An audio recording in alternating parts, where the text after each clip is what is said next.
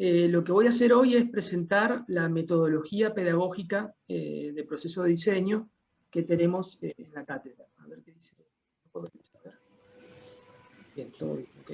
Bueno, no tengo idea. Se ve la nueva diapo, ¿no? Rosela, ¿ves la nueva diapo? Bien. ¿Y qué quiere decir esto de la metodología pedagógica de proceso de diseño? La mayoría de las escuelas latinoamericanas, por esto que yo les comentaba, del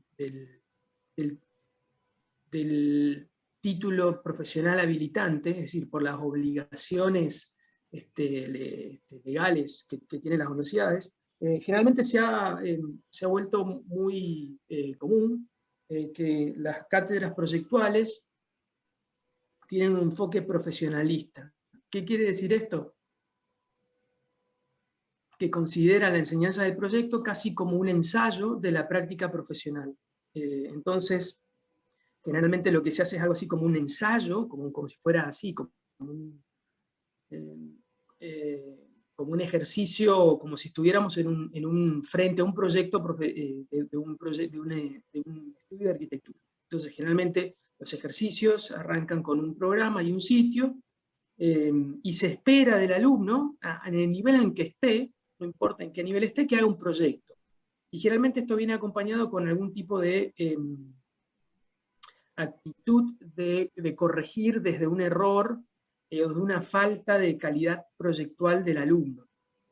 Como si se corrigiera un arquitecto ya formado, como si un arquitecto con más formación corrigiera a un arquitecto con menos formación. Nosotros damos vuelta, entendemos que si estamos en un área de teoría y técnica del proyecto arquitectónico, lo que hay que enseñar es teoría y técnica del proyecto arquitectónico. Y eso significa dar herramientas, conceptos y procedimientos, o sea, herramientas, conceptos, técnicas, procedimientos que vayan acumulando en el estudiante, en el alumno, una caja de herramientas a disposición para que ellos después puedan ponerlas en uso dentro del proyecto de arquitectura. Creemos que lo que hay que enseñar es el proyecto de arquitectura. Dentro del proyecto de arquitectura o del proceso de diseño arquitectónico hay como uno de sus ingredientes más importantes el programa, es decir, el requerimiento funcional que se está trabajando, el sitio, es decir, digamos, el lugar específico con el que se va a trabajar, son componentes importantes, pero a veces hay proyectos de arquitectura que no tienen programa, y a veces hay proyectos de arquitectura que no tienen sitio. Entonces nos parece importante que esos ingredientes lleguen cuando ya el alumno sepa qué proyecto está trabajando, es decir, qué problema de la disciplina está trabajando, etc. Yo les mostré la semana pasada este cuadro, que espero que nos siga acompañando un poco, y les dije que era una genealogía pedagógica de nuestra metodología de proyecto. Con esto quiero decir que no estamos solos, ni somos grandes innovadores en esto. Hay 250 años de historia de enseñanza de la arquitectura, entre 200 y 250, si tomamos, por ejemplo, los dos conceptos más importantes, la técnica y el concepto más importante. La técnica es el diagrama, es algo que se empezó a trabajar en arquitectura, en enseñanza de la arquitectura, en la enseñanza politécnica. Durán fue el primer profesor que propuso una lógica diagramática para enseñar arquitectura, y el concepto de recinto, que es el espacio contenido, fue por primera vez presentado en la academia, digamos, en 1851, en este libro que yo les comentaba de Semper, comentaba la semana pasada. Y como ven ustedes en el cuadro, el cuadro de conceptos, que es la línea central, la columna de conceptos, empieza con diagrama y termina con diagrama. Empieza con espacio contenido, el recinto, y termina con espacio contenido. Porque lo que nosotros nos ubicamos en ese 2020, digamos, 2021, dentro de una revalorización de estos dos conceptos. Entonces, fíjense que lo que también hay que tener en claro es que no es que un concepto nuevo elimina o suplanta al anterior, sino que en realidad se superpone, se sedimenta, como en un palimpsesto, va complejizando. Y entonces imaginen que tanto diagrama como espacio fue cambiando a través del transcurso del tiempo de significado de acuerdo a las experiencias históricas. También este es un cuadro que está organizado cronológicamente, pero el centro del cuadro también está explicando introducción a la arquitectura, análisis proyectual 1 y análisis proyectual 2, porque introducción a la arquitectura con su lógica de línea, plano y volumen, trabajamos mucho eso, sigue algún tipo de lineamiento, es más, los ejercicios son bastante parecidos a los que se hacían en la Bauhaus, con profesores como Laszlo Moholy-Nagy, o Itten, o Polk. Segundo año, análisis proyectual 1 ya trabaja conceptos como transparencia fenomenal o transparencia espacial, y trabaja con conceptos mucho más, digamos, mucho más puestos en claro de la Gestalt, y ahí estamos repitiendo unas experiencias, sobre todo cuando trabajemos ahora en el primer cuatrimestre con el problema de los 9 cuadrados, experiencias de los Texas Rangers, con una serie de profesores muy interesantes que trabajaron en la década de 50 en UT Austin. Y finalmente, cuando ya trabajamos más interesados en lo que se puede hacer con el programa arquitectónico, que sería tal vez análisis proyectual 2, ahí ya estamos repitiendo o trabajando con algunas ideas de la Architectural Association de los 80. Entonces, de alguna manera también este cuadro explica lo que hacemos todos los días en el taller, que es un poco lo que yo quiero decir. Yo nunca estoy dando acá una clase de historia. Estas no son clases de historia. Estas son clases de teoría de la arquitectura. Es decir, que se hacen desde el presente. Y además, no es una teoría de la arquitectura suelta, es una teoría de la arquitectura entramada en nuestra práctica pedagógica. Yo estoy hablando siempre de lo que ustedes están haciendo en el taller. Voy a tratar de referenciarlo lo más posible, pero ustedes tienen que hacer el esfuerzo de, cuando me escuchan a mí, escuchar o pensar en lo que están haciendo, por ejemplo, lo que van a mostrar ahora a las 3 de la tarde en sus comisiones, porque en realidad estoy hablando de eso. Otra forma de organizar estos conceptos, y este cuadro está organizado cronológicamente, en la aparición, incluso en el lugar geográfico en donde apareció el concepto, esto es cómo nosotros lo organizamos en nuestra pedagogía de proyecto. Epistemología del hacer, ¿qué significa eso?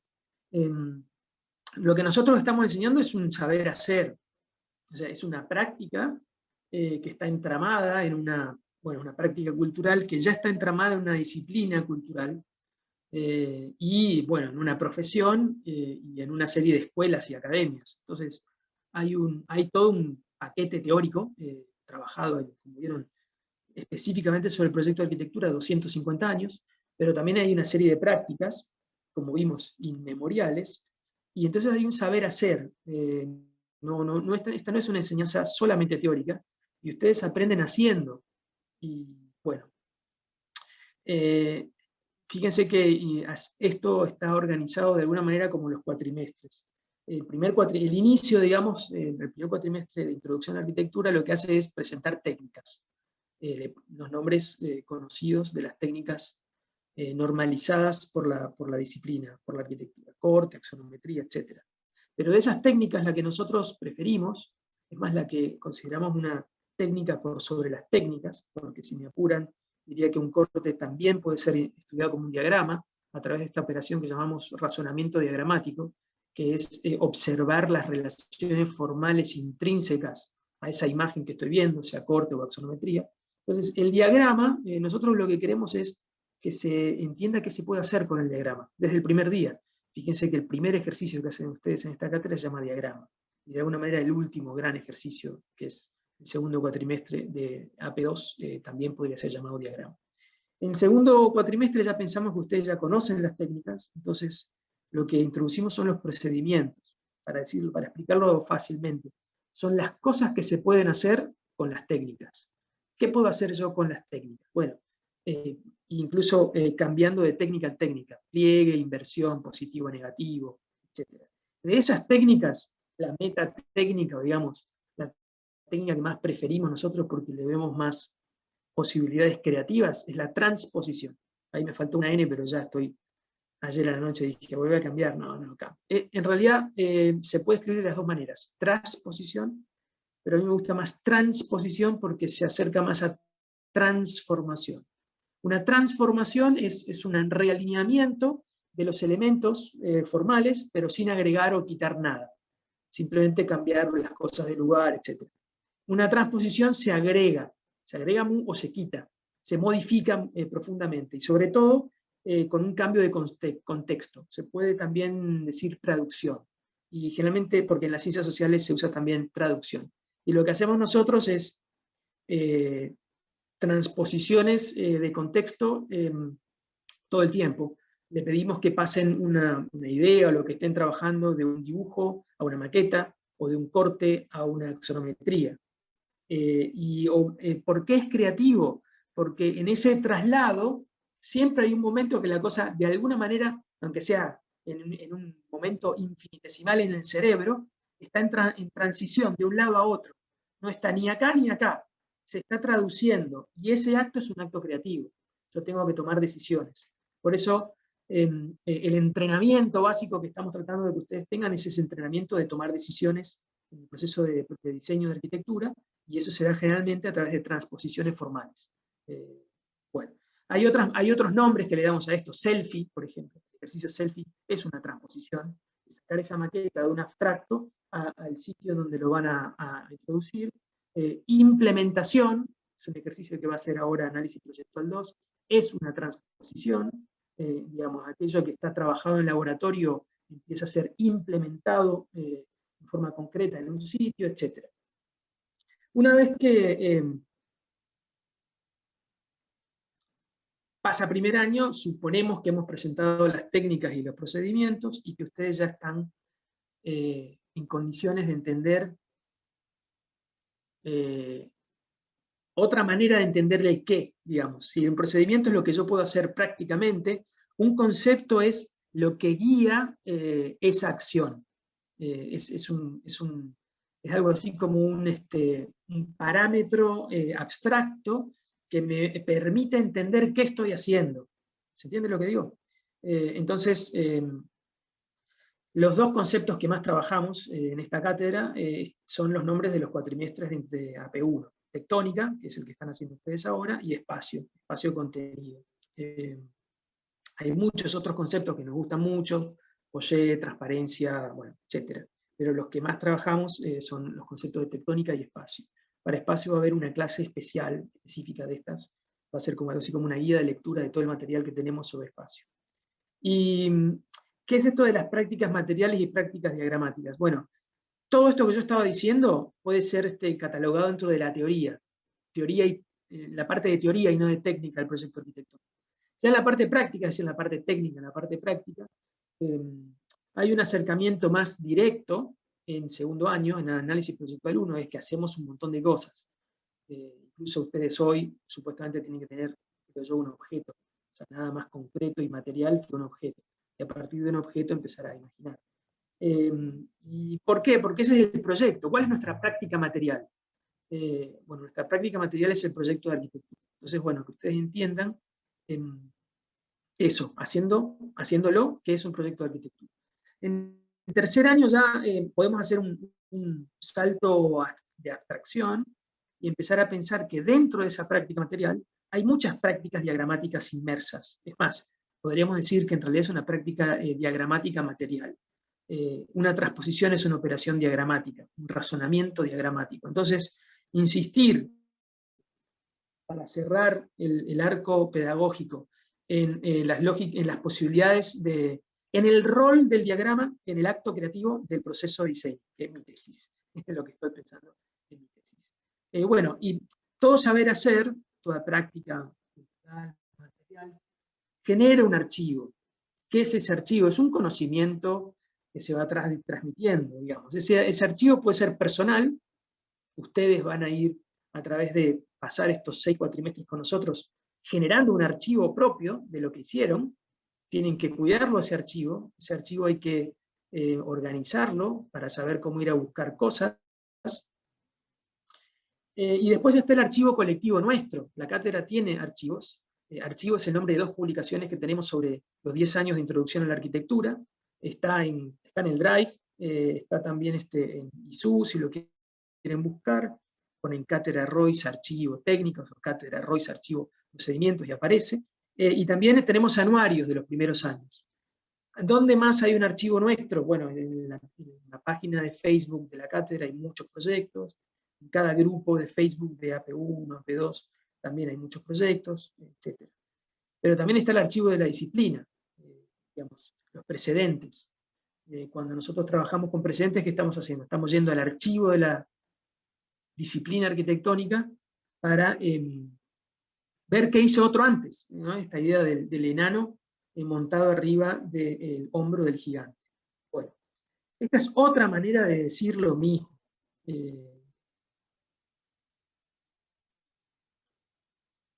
Otra forma de decir esto es decir que nosotros tenemos una teoría sobre, o unas ideas sobre qué hacer en la enseñanza del proyecto, y que la forma con la que corporizamos o hacemos evidente esta teoría que tenemos sobre la enseñanza de la arquitectura es nuestro programa pedagógico, y es la implementación de ese programa pedagógico en el taller. Entonces, estos son simplemente los nombres de los cuatrimestres y los nombres de los ejercicios. Es un listado del nombre de los ejercicios. De alguna manera, si nosotros hacemos lo que decimos, se tendría que verificar en la práctica del taller una teoría de la práctica. Entonces, nada, eso, encarnado en cada ejercitación, está organizado incluso con una lógica, una cierta teoría de la arquitectura o del proyecto de arquitectura. El primer cuatrimestre vemos todas las técnicas, en el segundo cuatrimestre una serie de procedimientos que organizamos de alguna manera en el cuatrimestre en 3 grandes momentos. Un momento de generación inicial, y un momento de desarrollo final, y en el medio estaría este momento de transposición, que es lo que nos permite saltar de lo abstracto inicial a lo concreto final. Y eso después, en el último cuatrimestre, adquiere un nombre más específico, que es, digamos, nuestra predilección. Nosotros preferimos que la generación sea diagramática y que la transposición sea la implementación de ese diagrama abstracto en un sitio concreto, o en un programa concreto, un problema concreto. Pensamos que esa es la forma más productiva. Pero después, cada uno puede generar su propia instancia de generación. Steven Hall hace acuarelas, Álvaro Sisa hace croquis con Viromevic, cada uno la genera como quiera, digamos. Nosotros preferimos el diagrama. Por eso en el último cuatrimestre ya le damos esos nombres.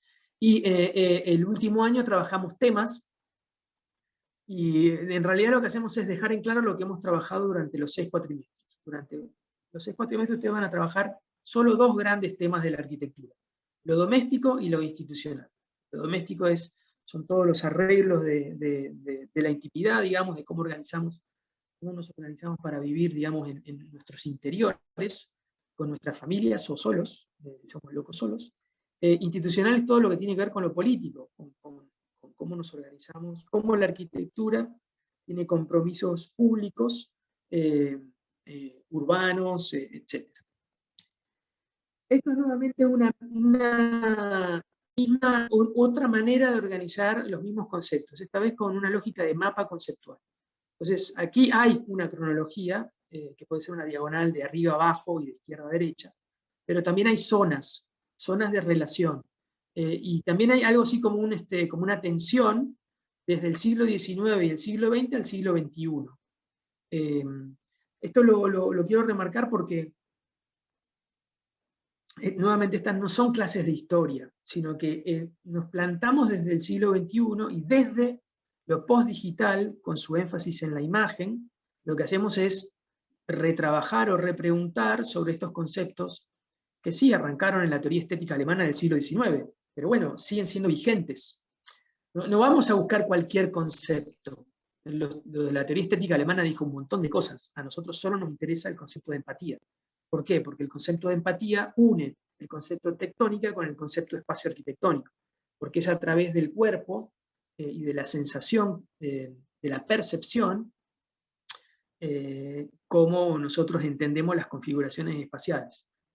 Por ejemplo, ¿y por qué el problema la tectónica vuelve a ser un problema del siglo XXI?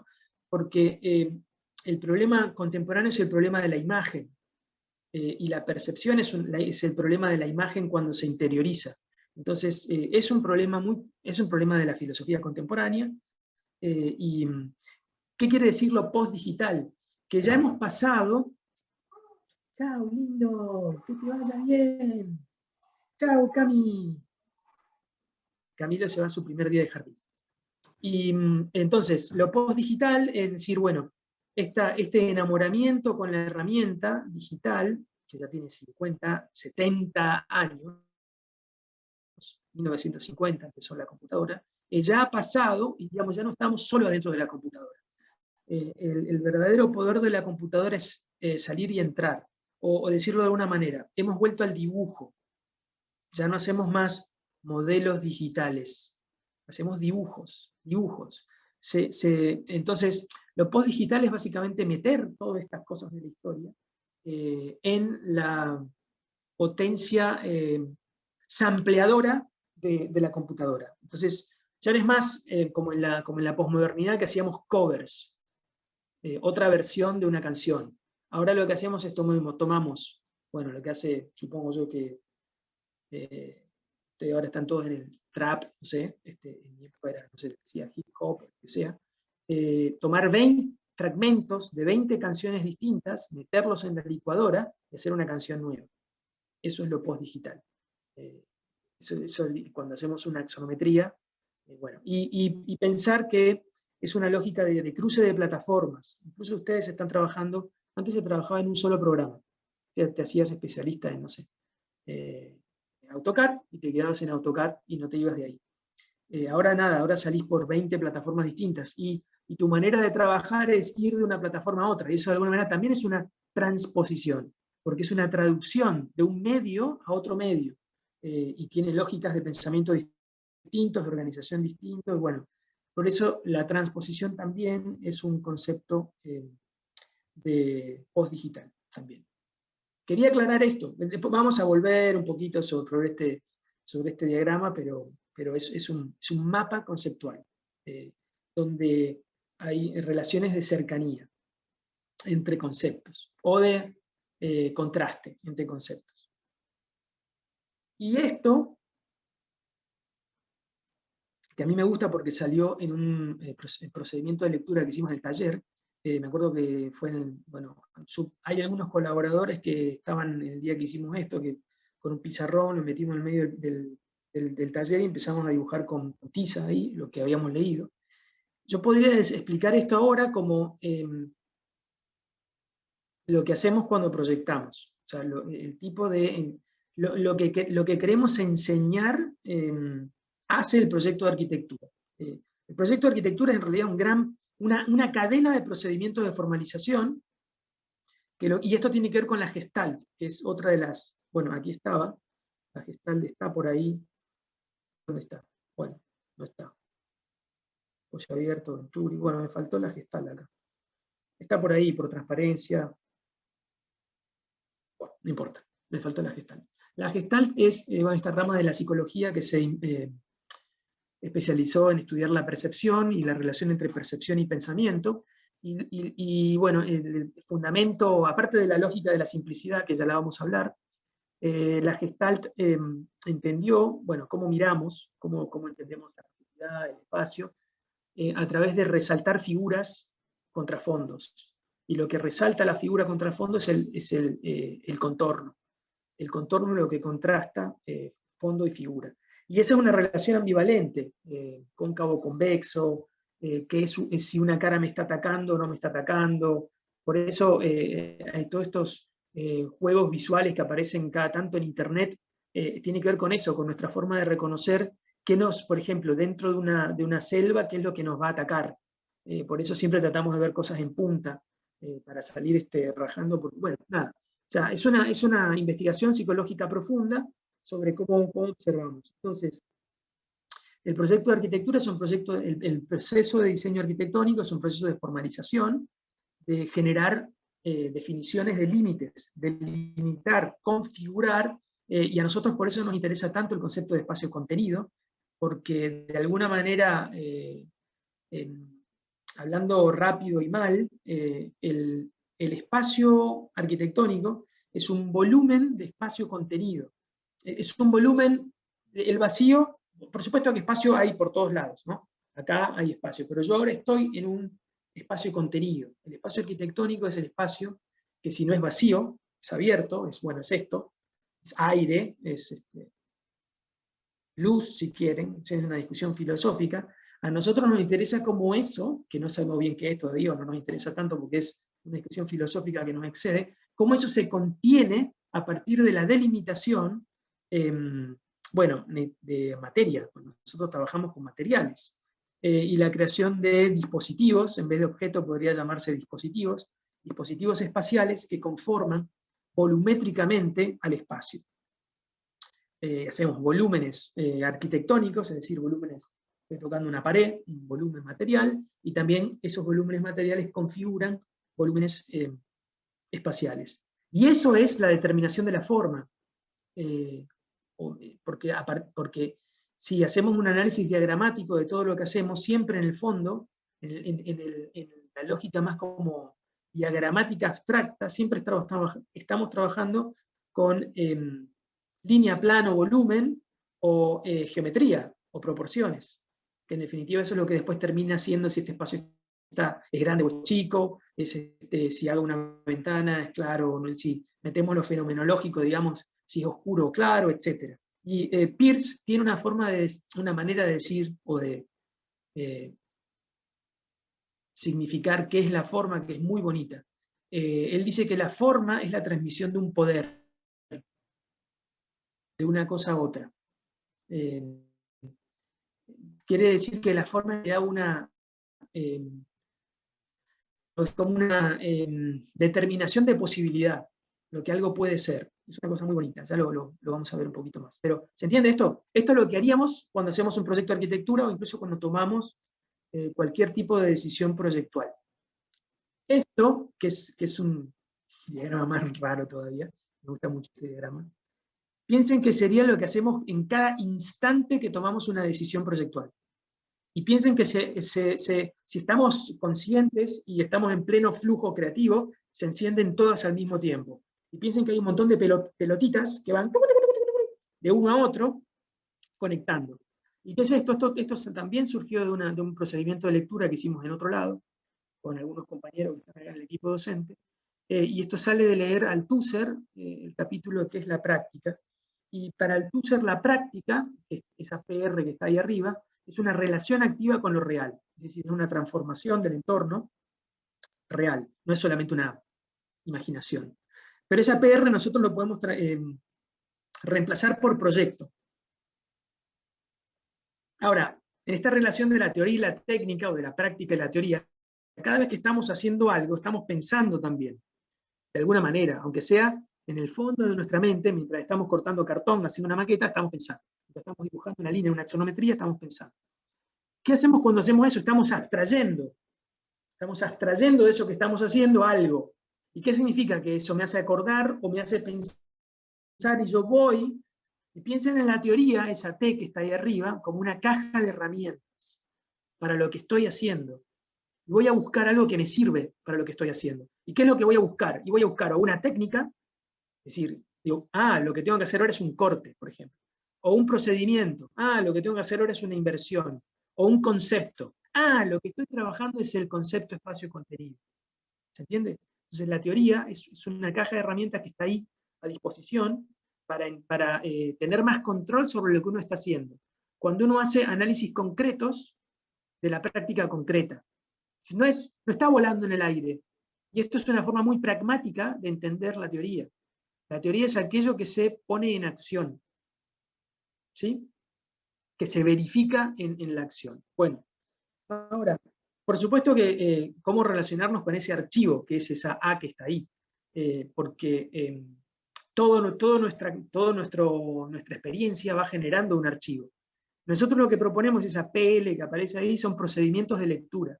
Es decir, cómo ir a buscar en ese archivo de la disciplina, textos o precedentes, cómo ir a buscar algo para activarlo y convertirlo en una técnica, un procedimiento, un concepto, para después ponerlo en práctica. Y lo que dice Deleuze tiene una frase, bueno, Deleuze tiene muchas cosas maravillosas, pero cuando habla del pensamiento, habla de la velocidad de la luz.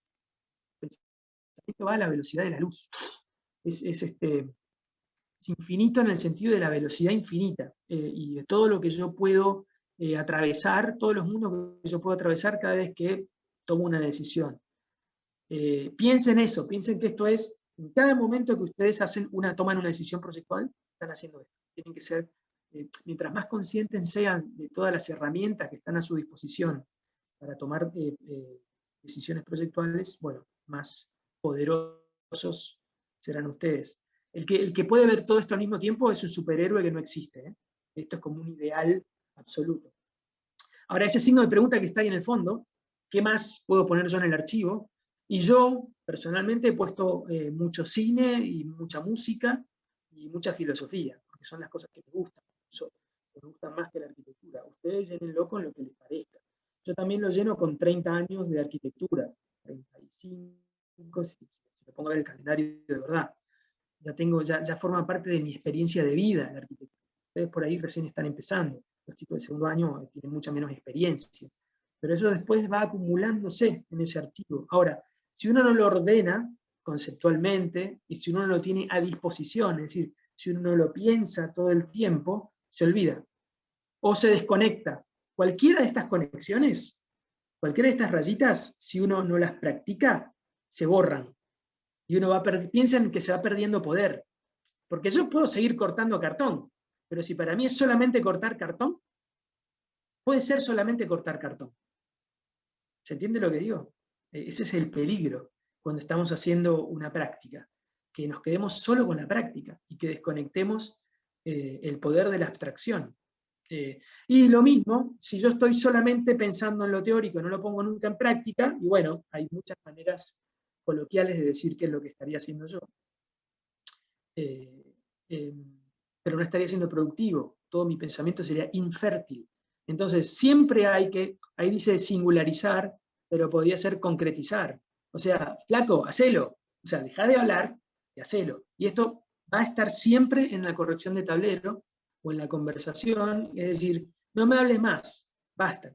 Mostrame lo que estás, mostrámelo, hacelo, y vení la semana que viene y mostrámelo. Nosotros trabajamos con evidencias, con cosas concretas. Nosotros en el taller solo hacemos análisis concreto de prácticas concretas. Todo el resto es hablar al pedo. Y hablar al pedo es perder tiempo.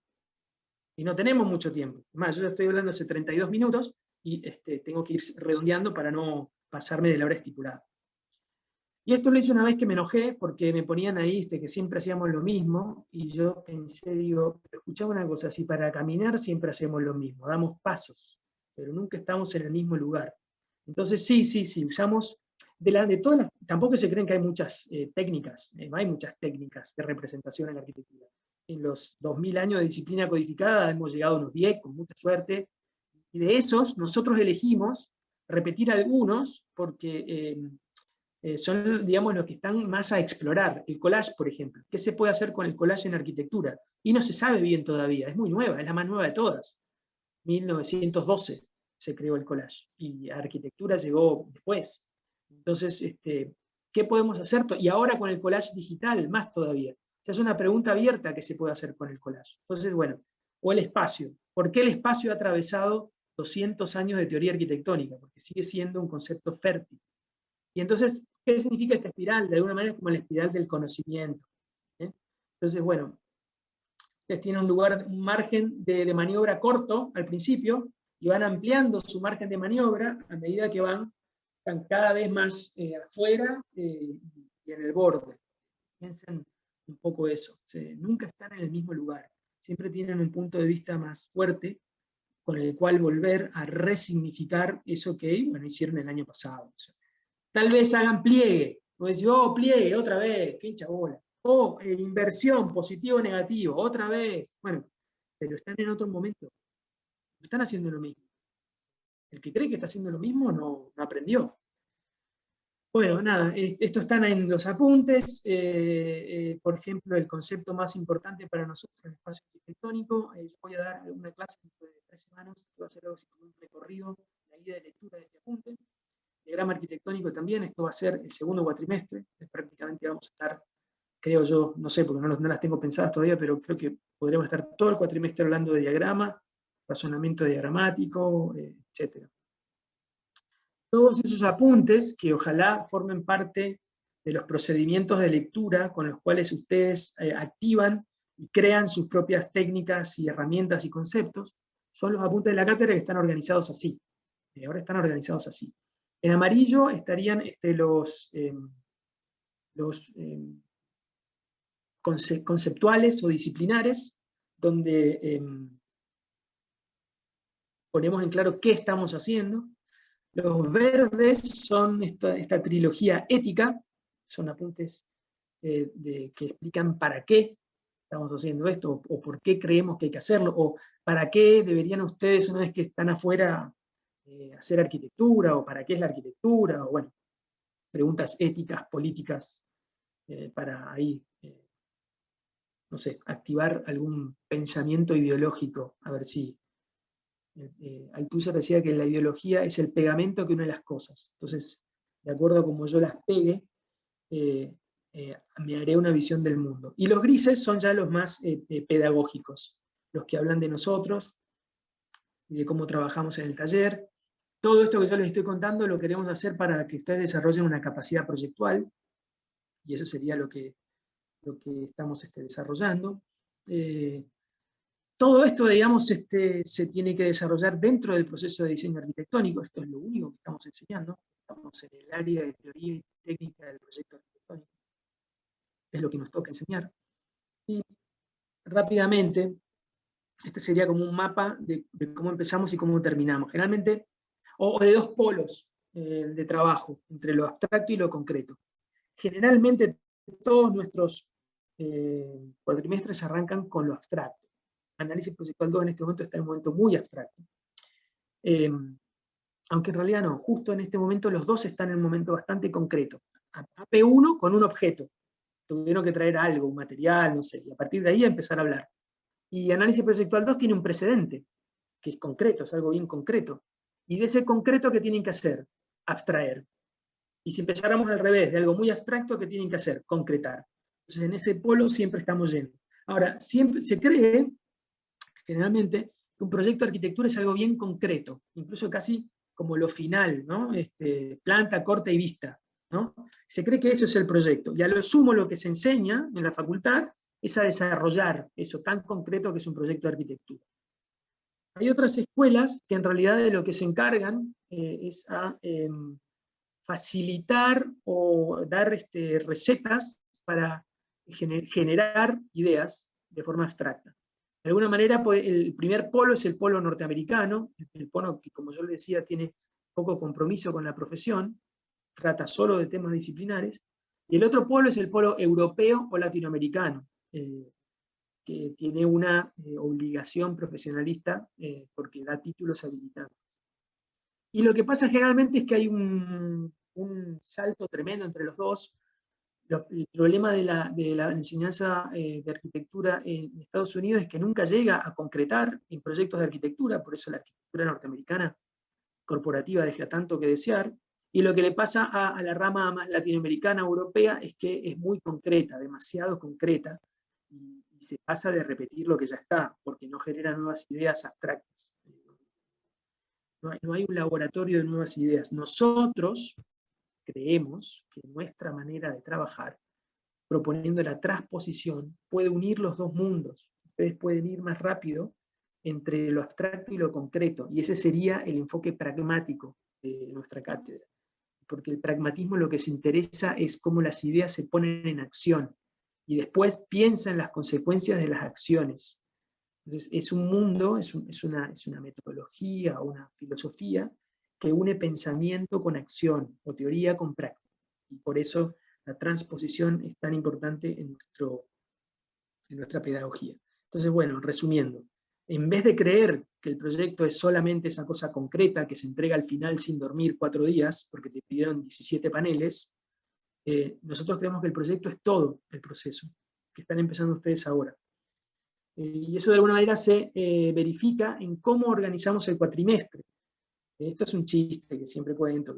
Bueno, si tenés este tiempo para hacer esta cantidad de trabajo, generalmente el arquitecto lo que hace es esperar que venga la inspiración, que sería ese punto rojo, y una vez que tiene la gran idea, se pone a hacerla toda junta, generalmente en las últimas 2 semanas del cuatrimestre, y se queda sin dormir, y se droga y todo eso. nosotros tratamos de organizarnos, y cada ejercicio es corto, cada ejercicio tiene una nota, se evalúa, y la entrega final no es solo el punto final, no es el último punto, sino que es una colección. Cada punto de esto ustedes pueden entenderlo también como un producto intermedio de diseño. ¿Qué quiere decir eso, un producto intermedio de diseño? Todo lo que hacemos intermediando entre una cosa y otra, todos los cortes que hicimos, todas las axonometrías que hicimos. De esos productos intermedios de diseño vamos a elegir algunos, porque vamos a hacer una síntesis para armar los paneles, etc. Y lo que vamos a mostrar al final es esa selección final, lo que seleccionamos para mostrar en la primera entrega, lo que seleccionamos para mostrar en la segunda entrega, etc. Entonces, no perdemos tiempo porque no perdemos trabajo. Y por eso ustedes pueden mostrar al final del cuatrimestre una cantidad de trabajo impresionante. Porque por más que trabajes mucho haciendo eso, no puedes hacer todo lo que puedes hacer trabajando un poquito todo el tiempo. O mucho todo el tiempo. Porque en esta cátedra trabajamos mucho todo el tiempo. Bueno, más apuntes, intenciones pedagógicas, la cultura del taller, la conversación sobre el proyecto, protocolos de evaluación, y protocolos de evaluación, esta es la parte que yo le digo gris, la parte pedagógica, que es cómo ponemos en palabras o en escrito lo que suponemos que hacemos en el taller, o lo que queremos hacer en el taller. Si tuviéramos taller, ¿no? No sé cómo, habría que escribir uno, protocolos de taller virtual, no sé cómo sería. Bueno, y esto lo digo siempre, es decir, que ustedes pueden venir al taller, hacer los ejercicios y aprender un montón. Y nosotros nos limitamos a enseñar esto y a evaluar esto, porque en definitiva esto es lo que más se ve. Sería como el trabajo diario. Nuestro trabajo es enseñar. Ahora, el trabajo de ustedes es estudiar. O sea, van a aprender más si estudian más. No hay ningún misterio acá. Pero como esto es un saber hacer, bueno, van a aprender más si hacen más, y si hacen más estudiando. Y entonces, lo que sostiene a toda esta estructura, que ustedes ven solamente la punta del iceberg, bueno, está en los apuntes, en el programa, en la bibliografía, en las teóricas, y en dónde se verifica en la práctica del taller, en las técnicas que trabajamos, en los procedimientos, en los conceptos.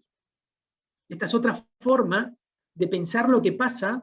Esto es lo que serían cuando se activan todas esas pelotitas del diagrama que mostré antes. Bueno, ¿qué hacen esas pelotitas cuando se activan? Conectan como una red neuronal ideas o conceptos que empiezan a conectarse en algún tipo de configuración. Y piensen esto a la velocidad del rayo. Piensen que eso es un rayo, porque así habla Deleuze. Es a la velocidad del rayo que la mente, digamos, conecta. Pero para que conecte tienen que estar las cosas primero. Si uno no metió ahí nada, no vas a conectar nada. Es más, para que haya rayo tiene que haber nubes, y las nubes tienen que chocar. Yo tengo que tener ideas encontradas para que la cosa friccione lo suficiente para generar estos rayos. Y en realidad, cuando yo hago algo, y por eso es tan importante el texto este, lo que Messi improvisa, cuando yo hago algo, puedo estar repitiendo algo sin saber que lo estoy repitiendo. Y aprendo más y me doy cuenta después que repetí. Porque si lo que repetiste es el mejor gol de la historia del fútbol mundial, bueno, estás en algo que está bien. Entonces, esto quiere decir que hay que hacer consciente esas raíces. Otra metáfora, fíjense. Rayo, fíjense todas las metáforas que usé. Rayo, raíz, rizoma, constelación neuronal, digamos. Mientras más conscientes seamos de todas esas conexiones, más potentes vamos a ser como proyectistas. Ahora, nosotros no podemos hacer nada ahí. No hay nadie del equipo docente que pueda hacer esto por ustedes, porque esto está dentro de su cabeza. Es lo que ustedes deciden, y esto es una decisión. Lo deciden activar o no. Y a nosotros realmente, a mí personalmente, no me importa lo que ustedes decidan. Me tiene sin cuidado. O sea, yo no me voy a enojar con nadie, porque este es un país libre, creo yo, todavía, salvo de 22 a 6 que nos van a encerrar de vuelta, y estoy de acuerdo, pero yo no me voy a enojar con ninguno de ustedes y quiero que ninguno del equipo docente se enoje con nadie, porque no tiene ningún sentido enojarse para nada. Bueno, y esto es un consejo gratis que nadie me pidió, y bueno, se lo voy a dar igual. Es decir, porque también esto es porque me hincha un poquito las pelotas, que le pidan a esta materia todo. Esta materia no es todo, discúlpenme, no es todo. Así como las otras materias tampoco son todo, Y eso se lo tienen que explicar algunos, bueno, profes, que creen que son todos. Entonces, por ejemplo, ¿qué le pueden pedir a análisis proyectual? Sí, sí o sí, que hablemos del proyecto de arquitectura. Claro que sí, porque estamos en el área de teoría y técnica del proyecto arquitectónico. Eso pídanlo todos. Eso es el círculo completo, todos esos proyectos. Ahora, cuando hablamos de expresión gráfica, ¿qué es lo que compartimos? Y bueno, las técnicas de representación. Pero entonces a nosotros nos interesan las técnicas de representación desde el proyecto. ¿Qué significan en el proyecto? ¿Cómo nos hacen pensar ciertas cosas en el proyecto? No qué tan lindas son o cómo me expresan. Yo personalmente estoy en contra del nombre expresión gráfica. Nosotros no nos expresamos gráficamente. Nosotros nos comunicamos. Son técnicas de comunicación o de representación. No es una expresión. Yo me puedo expresar, pero el otro puede no entenderme nada. Yo expresé mi sentimiento, nadie te entendió un carajo. Bueno, no sirvió, porque lo que vos tenés que hacer es comunicarte, porque la planta de arquitectura la tiene que leer otra persona. Por eso nuestro marco teórico es semiótico, porque es un acto de comunicación, es un lenguaje que tiene que ser comprensivo. Bueno, ¿qué le podemos pedir a materialidad? Y bueno, a nosotros nos interesa el concepto tectónico, no nos interesan los caños. No nos interesa el caño, ese famoso caño de la mierda no dobla, bueno, no, o la mierda si dobla, ya ni me acuerdo con la frase, no nos interesa. Por supuesto que, claro, cuando hacemos un baño sabemos que hay caños, pero nosotros no llegamos a dibujar los caños. Pídanse la materialidad eso, para eso hay una materia. Lo mismo, ¿qué es lo que nos acerca de edilicia? Bueno, una cierta gráfica de anteproyecto, es decir, cómo hay que dibujar a nivel de anteproyecto. Pero no nos pidan, no sé, planificación de obra, el diagrama no me acuerdo cómo se llama. ¿Qué le podemos pedir a historia? Y bueno, conocer de proyectos de la arquitectura, y ahí hice una superposición para explicar que todo esto puede ser superpuesto también. Este sería una superposición entre expresión gráfica, historia y nosotros. La axonometría que hizo Walter Gropius la axonometría que le hizo Hannes Meyer, creo, para Walter Gropius para su oficina en la Bauhaus. Es un cubo transparente. ¿Se entiende? Bueno, eso. Y esto, que lo mismo, digamos, apelar a su responsabilidad personal, solo ustedes son los que pueden conectar todos estos círculos, todas estas burbujas, y armar su propia burbuja. Esto es mucho más potente que estar solo, que tener burbujas separadas y desconectadas. Esto es conectar todos los conocimientos, pero nuevamente, esto es un trabajo que es solo de ustedes. Aprender, estudiar, es un trabajo de ustedes. Nosotros solo podemos enseñar lo que está dentro de ese circulito, porque tampoco tenemos tanto tiempo. Y esto viene a cuenta con esto de que nosotros somos, en este mundo neoliberal, nos han enseñado que somos estos puntitos, y somos un puntito fuerte y emprendedor, vamos a ser triunfadores. No sé cómo es el símbolo de los liberales. No sé cómo hacen los liberales. Pero en realidad ustedes están trabajando en grupo aquí. Lo primero que hacemos es trabajar en grupo. Y para trabajar en grupo tengo que conocer al compañero. A nosotros nos interesa esto que se llama cognición distribuida. La cognición distribuida, el diagrama, es una herramienta para aprender con el diagrama. Yo pienso mejor si pienso con un diagrama. Yo distribuyo mi pensamiento en la cosa. Yo pienso con la cosa. Y si pienso, y se ha estudiado, la psicología cognitiva estudia, que pensando con el otro yo pienso distinto. Pienso mejor cuando pienso con otro. Y ese otro puede ser un diagrama, puede ser una persona. Acá estoy viendo que Rosela está con Valen porque han trabajado siempre juntas. Y bueno, ellos son una máquina. Solas hacen lo suyo, pero juntas son otra cosa. Y fíjense que si ustedes conocieran el trabajo del resto de su comisión, qué más potentes serían, ¿no? Y si a su vez conocieran el resto del trabajo de las otras comisiones. Y yo en mi cabeza tengo los 10 años de esto, porque yo tengo el archivo de la cátedra, acá, porque es mi trabajo, pensar todo esto y cómo esto se ha distribuido. Y esta es un poco la constelación, digamos, que está siempre a disposición de ustedes, porque todo ese material está, y si ustedes le suman también todo lo que les interesa, y no sé qué, fíjense qué potente que sería todo.